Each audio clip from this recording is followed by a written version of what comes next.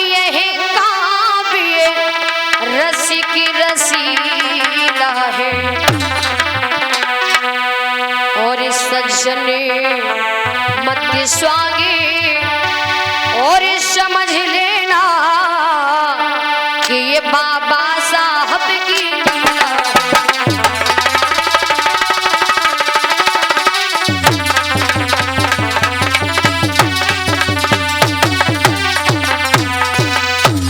कहते कि भावुक रोचक समता मूलक यह काव्य रसिक रसीला है और सज्जन मत स्वांग समझ लेना ये बाबा साहब की लीला है। और ऐसा ही नहीं,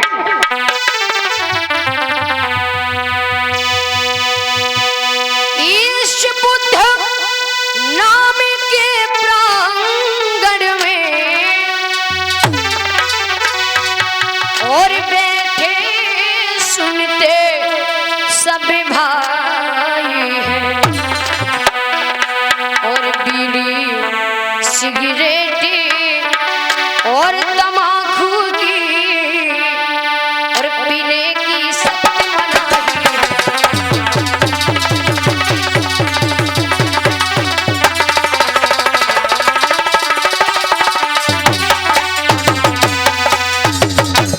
कहते किस बुद्ध नाम के प्रांगण में बैठे सुनते सब भाई हैं और बीड़ी सिगरेट तमाकू की पीने की सख्त, या कोई पीता तो नहीं?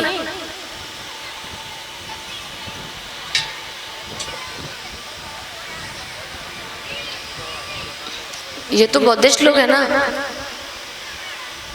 ठीक है? अच्छा, अब भैया सोच रहे होंगे भला बीड़ी मैं पीता हूँ, तम्बाकू मैं खाता हूँ, पैसे हमारे खर्च होते हैं, बड़ी इज्जत कर लेते हैं, ये तो समझाने लगी। देखिए पैसे आपके खर्च होंगे, बीड़ी आप पियेंगे, तम्बाकू आप खाएंगे, शराब आप पियेंगे, शरीर कोई दिक्कत होगी, चच्चा संकट कौन झेलेगा? हम अभी तो कष्ट झेलेंगे ना, कोई बात नहीं, ध्यान दीजिए।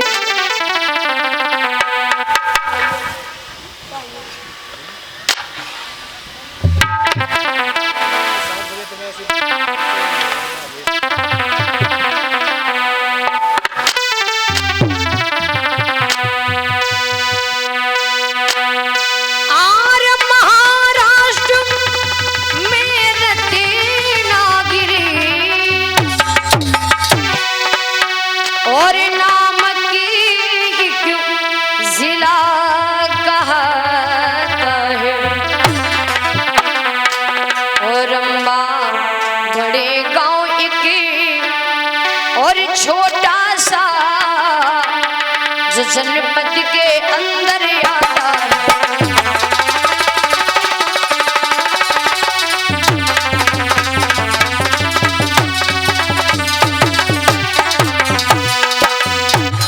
कहते कि महाराष्ट्र में रत्नागिरी नामक एक जिला कहता है और अंबा बड़े गांव एक छोटा सा उस जनपद के अंदर आता है। पर याद रखना मेरे भाइयों, जिस महाराष्ट्र को यदि महाराष्ट्र के नाम से जाना गया, जिस प्रदेश को महाराष्ट्र के नाम से जाना गया, तो क्यों उसका नाम महाराष्ट्र क्यों पड़ा, उस राष्ट्र का नाम महाराष्ट्र क्यों पड़ा? आज हम लोग देख रहे हैं, कोई तो अपने आप को चौधरी कह रहा, तो कोई अम्बेडकर कह रहा, कोई अहिरवार कह रहा, कोई पासी कह रहा, कोई चमार कह रहा, कोई गौतम कह रहा, कोई शंखवार कह रहा। पर उस समय पिता रामजी राव के समय हम आपको न तो चमार, गौतम चौधरी, अम्बेडकर, अहिरवार, शंखवार, पासी इन नामों से, इन जातियों से नहीं, उस समय समाज के लोगों को सिर्फ व सिर्फ किस नाम से जाना जाता था? महार जाति के नाम से। आज भी अगर किसी से पूछ दिया जाए, अगर किसी से कह दिया जाए कि भैया ये बताओ कि बाबा साहब किस समाज, किस परिवार में पैदा हुए, तो जो अपने आप को बहुत बड़ा कहते ना, वो सीधा सीधा क्या कहते, अरे कौन नहीं जानता कि हमारे जाति में पैदा हुआ, कौन नहीं जानता। आज जो हम लोग ये बटे हुए हैं जातियों में, उस समय हम लोग जातियों में नहीं बटे थे। सिर्फ हम आपको महारस शब्द के नाम से पुकारा और जाना जाता था। पर कभी कभी देखा जाए, यदि हम आपके समाज के लोग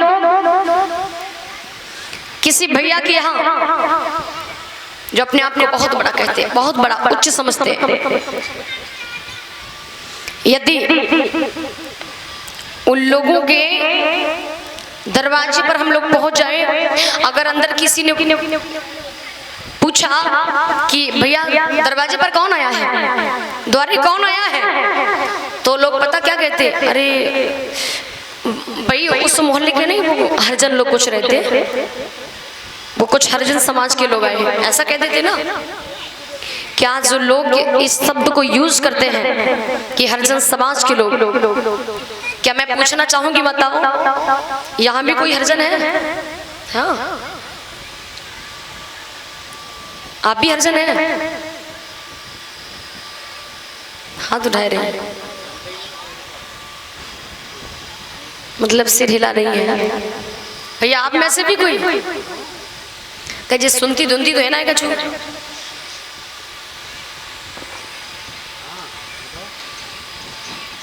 कोई बात नहीं कहते कि जब जागे तब सवेरा, जब जाने तब माने। क्या आपको पता कि हरिजन शब्द किसने दिया? माताएं समझती हरिजन उसे कहा जाता जो हरि का जन होता, जो हरि का भक्त होता, यही ना। अच्छा माताएं, मेरी आवाज आप लोग सुन रही हैं?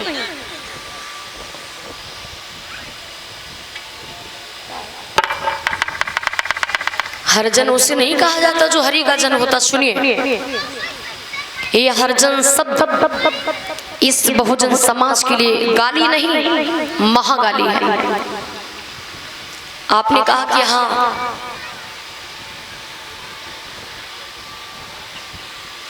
हर व्यक्ति जानता कि अपना इतिहास क्या है। मैं बता दूं कि हरिजन किसे कहा जाता, और हर व्यक्ति ये भी जानता कि हरिजन शब्द किसने दिया। आइए मैं बता दूं, ये कौन है? कौन है? तेज बोलिए।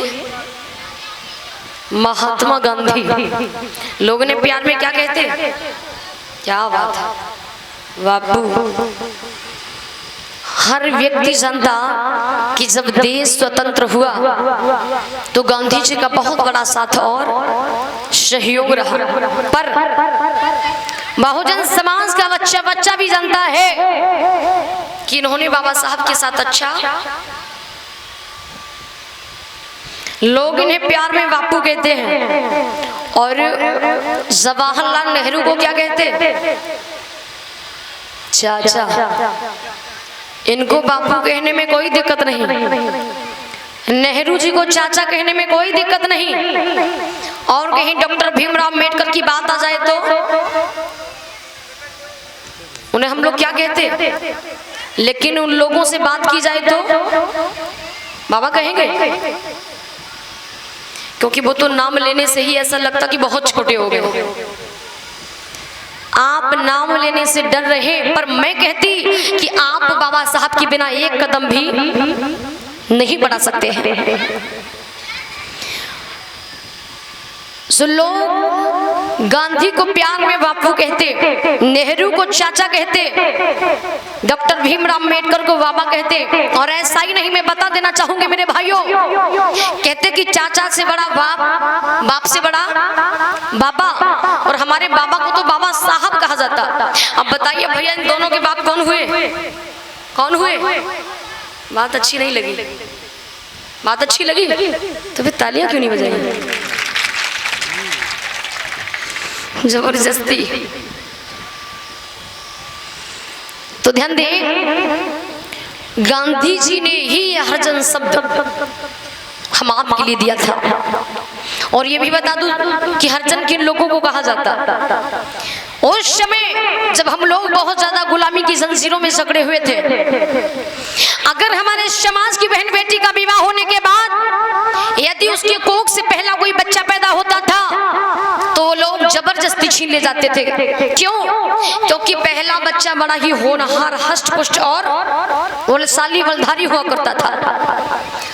उन्हें इस चीज का डर था कि अगर कहीं ये बच्चा पढ़ लिख करके यदि बहुजन समाज के नाम को रोशन कर दिया, अगर ये बहुजन समाज आगे बढ़ गया तो फिर हम सबकी गुलामी कौन करेगा? तो पहला बच्चा होता था तो जबरदस्ती छीन ले जाते थे, उससे मार काट के नदी नहरों तालाबों में बहा दिया करते थे। यदि जो पहली बच्ची पैदा होती थी तो कहते थे कि इसे मंदिर का पुजारी बनाऊंगा, मान सम्मान इज्जत से रखूंगा, जबरदस्ती उठा ले जाते थे। लेकिन जब वही बेटी बाल्यावस्था को पार कर किशोरावस्था में आ जाती थी, वो लोग उस बेटी को अपनी जवानी का हवस बना करके उसके साथ अवैध संबंध बनाने के बाद और उससे मार पीट करके वहां से भगा दिया करते थे। और एक नहीं, वहां कई एक पुजारी हुआ करते थे। जब मार पीट के वहां से भगा दिया करते थे, उस बेटी की कोख से जो संतान पैदा होती थी, यानी जिसके पिता का कोई पता नहीं होता था, उन्हीं बच्चों को हरिजन शब्द दे दिया जाता था। तो याद रखना मेरी माताओं, क्या आपको पता नहीं कि मेरा बाप कौन है? क्या मेरे भाई आपको पता नहीं कि मेरा पिता कौन है? पता है ना? यदि आपसे कोई कहता है कि हरिजन हो